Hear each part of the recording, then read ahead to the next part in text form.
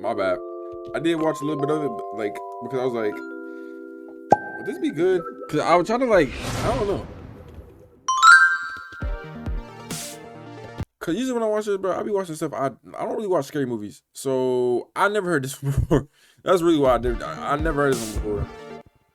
Welcome to the Kill Count, where we tally up the victims in all our favorite horror movies and I want to say the most is the Firehouse one was for sure the most disturbing one.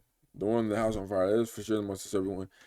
The guy, the last one, that one probably could have been OD disturbing too, like if stuff was released, but like how they were made. I'm James H. and today we're looking at Mr.Crocket, a Hulu original released in 2024. Look at that thingy title card. It's a long-standing tradition in horror to take something meant for kids and give it a terrifying twist. Dolls, multiple times. Pizzeria animatronics, multiple times. And countless clowns. All things I don't started off for families. mind horror movies. I just don't watch them like that. Mr.Crocket applies this trend to children's TV programming. Most specifically, Mr. Rogers' Neighborhood, Reading Rainbow, and those sing-along tapes from Disney. His little theme song will get stuck in your head, I promise. Whenever you're in trouble, you can call on me. I'll be there to protect you in a heartbeat. Also gives major Rainbow Randolph vibes. Friends come in all sizes. Mr.Crocket is the first feature film by Brandon Espy, who also made the short it's based on for Hulu's Bite-Size Halloween in 2022. The feature expands on the shorts concept of a children's TV show with a murderous supernatural host. Espy took inspiration from Nightmare on Elm Street, hoping to make Mr. Crocket his own Fred Krueger. Unlike Freddy though, Crockett doesn't hurt kids. He goes after their parents, punishing them when he feels they've mistreated their children. I know this movie has a lot of fans, which is great.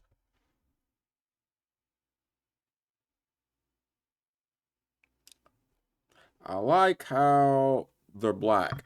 So whoopings. Did he go out there and like, let's just say I stole something. Oh boy, you get a whooping. Is he going after my parents? Cause realistically, I should get a whooping, but like, in his eyes, is that mistreating them? Great to see. No, For me, mistreating me? I found it okay. It feels like a TV movie in a lot of ways, with a by-the-numbers story and structure. Doesn't help when it touches on domestic abuse either, which really adds to the story of the week feel. But it is great at capturing the feel of a kids' TV show from the early 90s. It's also got a bunch of impressive practical effects, and a leading lady in Jerrica Hinton, whose acting is incredible. But its strongest asset is definitely Mr. Crocket himself, played by Elvis Nolasco, who makes him both sadistic and eminently likable. I could see this leaving an impression on a lot of viewers, especially of a certain age, and in the years to come, being considered an underrated classic. I wouldn't go quite that far, but I'd welcome a Mr. Crocket sequel with open arms. Much like I'd welcome the return of my childhood TV dad. Hello, children, it's me, Mr. Jadgers! And today, we're going to talk all about our health. Now, you all know that W-ad.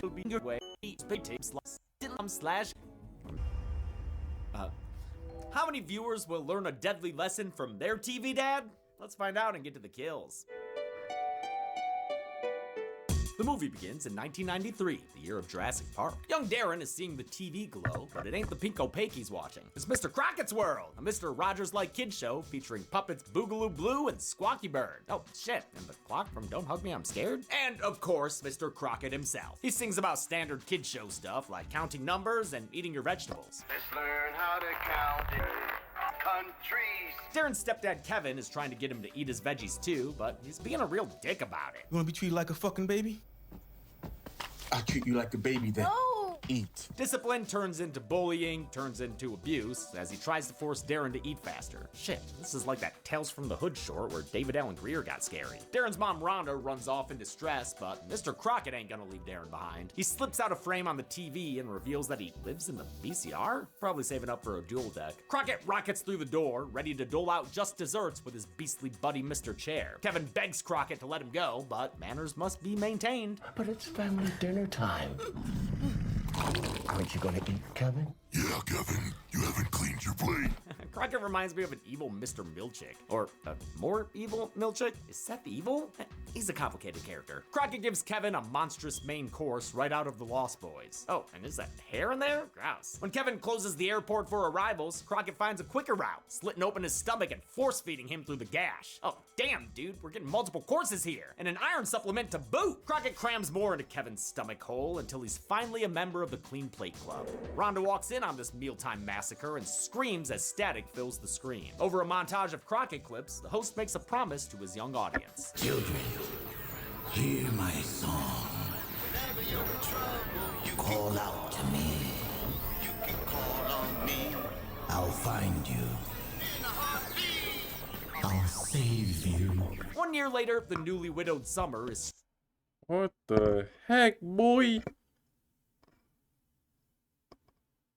That's scary. struggling in the wake of her husband's death. Their son Major, a minor, is also coping poorly. He avoids the subject entirely, ignoring the funeral in favor of his Steam Deck, or 1993 equivalent. When he leaves the wake to play outside, he's approached by Rhonda, the mom from the opening. She's a lot more disheveled ever since Darren went missing. In fact, Summer thinks He takes the kid too? she's a crazy woman trying to snatch her kid. I mean, it doesn't help that she's trying to snatch that kid. She wants to keep him safe from Mr. Crocrket. He's coming. You understand? You want your boy. That night, during a major bummer, Summer opens up to her son as a human being. She says she's just as sad and lost as he is right now, trauma dumping like the parents and incidents around the house. But no matter what happens, she says they're a team. It's a great scene of a kid learning that his parent is a person. As a promise that she'll always look out for him, she gives Major a whistle that belonged to his dad, who was a football coach. If you ever have a scary dream again, or if you ever need me for anything, you just blow that whistle, and I will do my best to pick up right where Daddy left off. Unfortunately, one heart-to-heart bedside chat doesn't keep Major from being a major problem. He acts out like hell, blowing that whistle more than too short and running around screaming Icona Pop. I don't care. Summer's patience Man.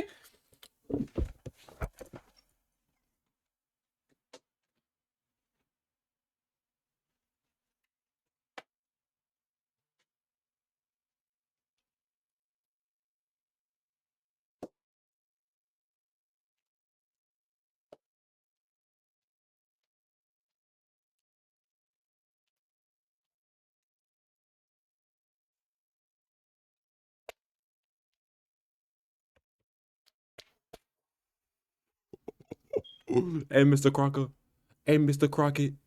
You can get it too, bitch. You can get it too. You want it? I'll give it to you too. That bad little boy needs this. He needs this. And guess what? Guess what, Mr. Crockett? And if you think you can sign me, your butt can get it too. And guess what? Your little friends, they can get it too. Who want it? Yelling at me like that. Ooh, boy. is wearing thin, and these parenting tapes don't help. Instead of spanking your child, allow your child to spank you. Yo, what the fuck? And Instead of spanking your child, allow your child to spank you. Let that child spank me. Yo, what the fuck? In response to Major's turmoil, a post pile drives itself into her front yard. It's a little sidewalk library where you can take a book and leave a book. We saw one in Darren's front yard in the beginning. It's Mr. Crocket's way of spreading his good word via VHS. A friend like you is a friend like me. A friend like us is a friend like we.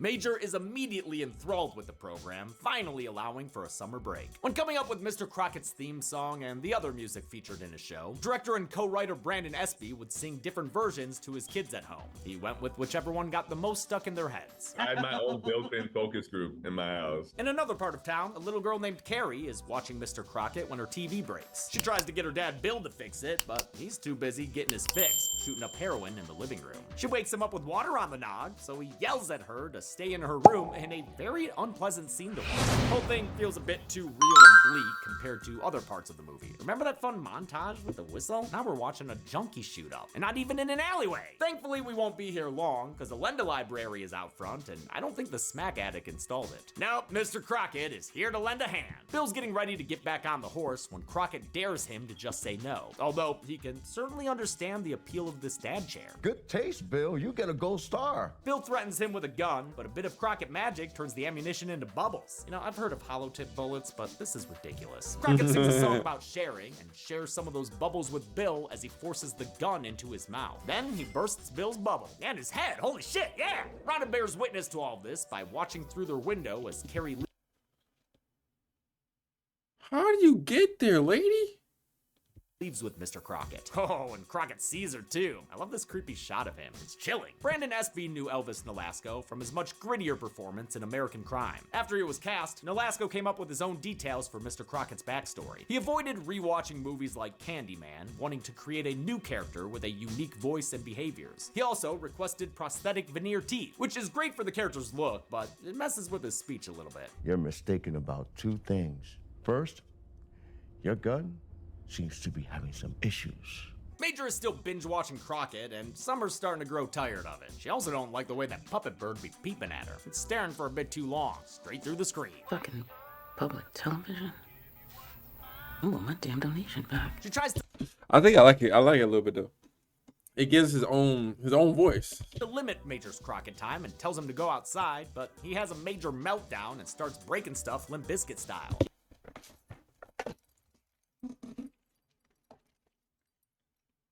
He even smashes one of his dad's trophies in a picture of him. Summers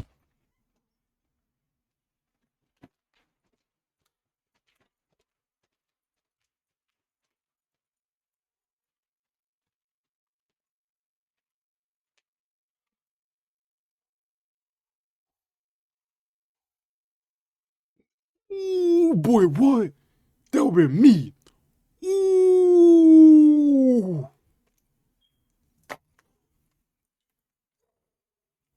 been trying her hardest this whole time, but this finally puts her over the edge. Oh my God, I'm done with your shit.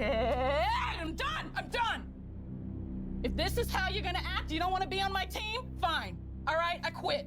I quit being your fucking mother. I quit. She sends him to his room in tears in a Okay. That's a little too much now. All right. Hold on now. other intense scene that works well. Hold on now. That's a little too much.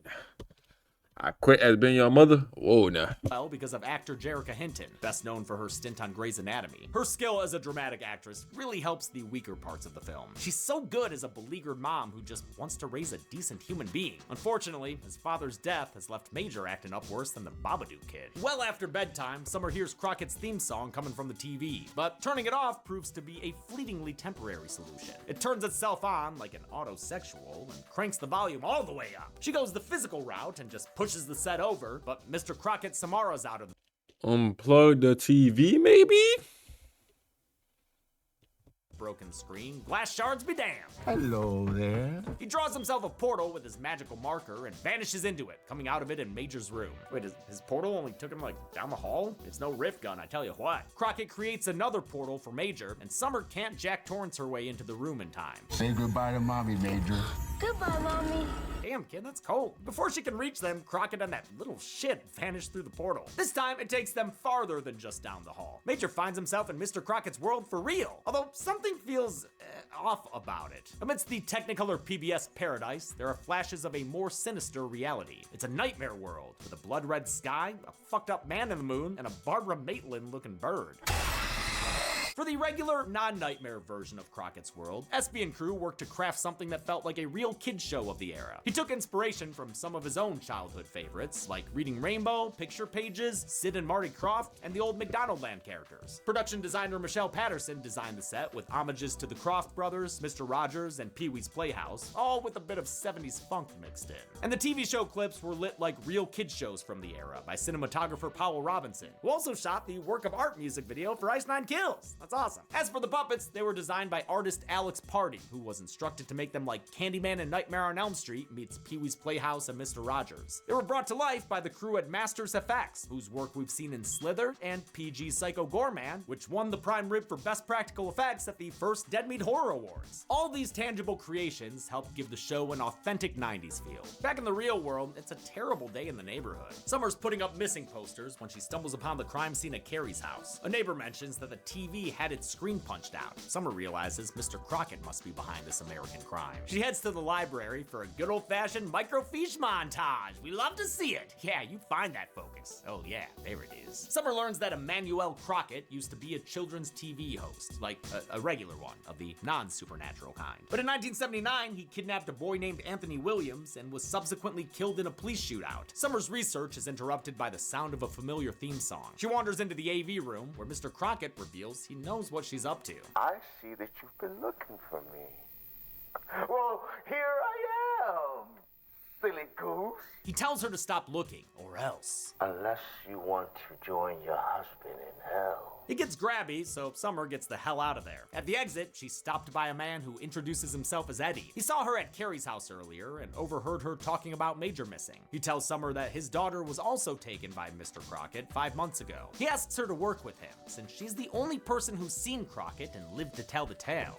Or is she? Well, I said, well, you got that one lady. Summer remembers Rhonda and all the then cryptic, creepy things she was saying. She realizes Rhonda must be another Crockett victim, so she and Eddie agree to link back up tomorrow. That night, Summer dreams about her dead husband. The dream turns to a nightmare as Crockett Krugers it up, peeling off hubby's face to reveal his own. A dream about a children's host is actually what inspired Mr. Crockett in the first place. SB became frustrated with his eldest son's obsession with the YouTube show Blippi, and one day snapped at him about it. Fuck Blippi. Later, he had a dream about Blippi beating him up. And I had a dream one night. I was like, damn, what if like I kinda yelled at him about it? And I dream, I'm like, what if Blippi like whooped me?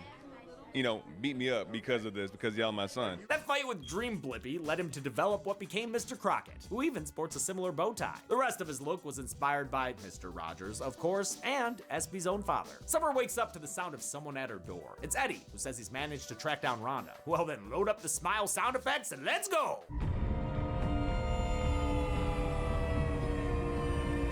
They find her in a hideout full of televisions that allow her to monitor Mr. Crockett. We got a glimpse of this hideout earlier when Rhonda was Carol Anning a screen. It's using Crockett's own techniques against him. She says he finds kids he wants to take by watching them and their parents through their TVs. Somehow, Rhonda has learned how to tap into the frequency of Crockett's mind and sees what he sees through the TVs? Wait, what? Yeah. She knows it sounds like a Crockett of shit, so she does a demonstration for Summer and Eddie. She wargs into Crockett's mind to show them the jumble of his thoughts and memories.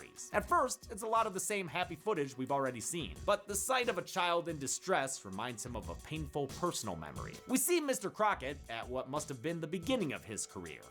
Hello, girls and boys. It's total amateur hour, and as his set falls apart, he berates a crew member with quite the potty mouth. Hold the fucking string. Fuck you. No, fuck you. Where are you going?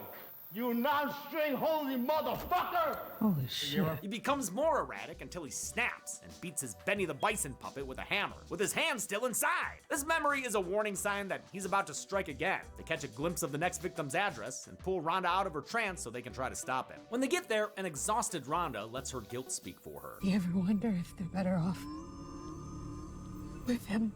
With Crockett? Fuck no, what are you talking about? Summer ain't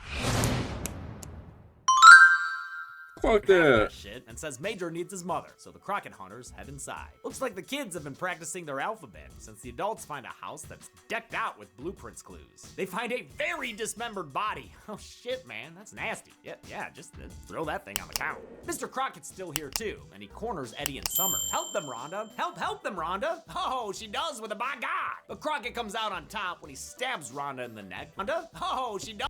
So you come out the kitchen and you grab a chair.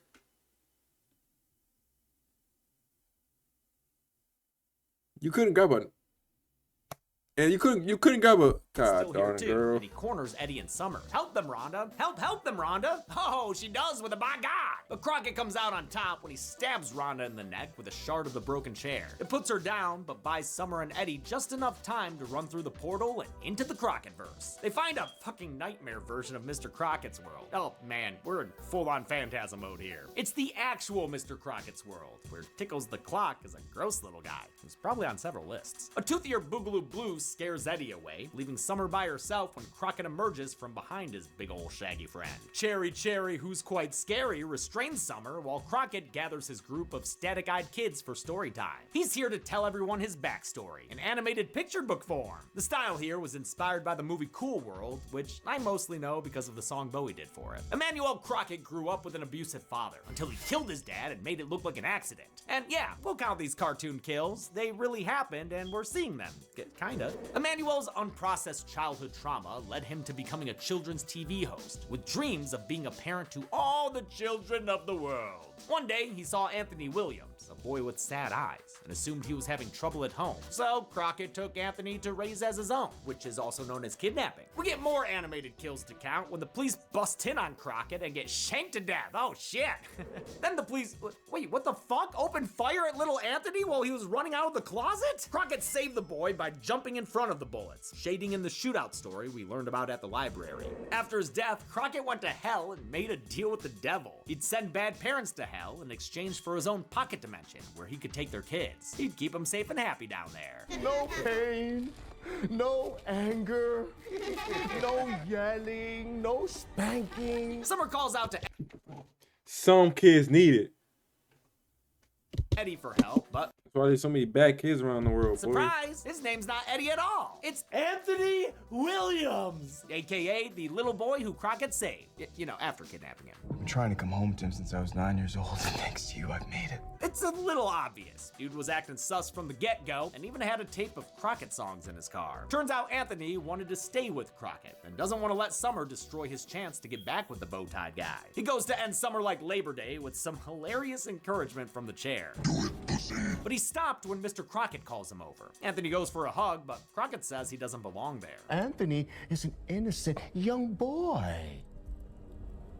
You are an old, bitter, insane man who have done nothing with his life. Damn, Crockett really John Cena'd him. Even worse, he sticks blue on Anthony and the puppet eats him alive. So he kidnapped him, tried to raise him up, saved his life.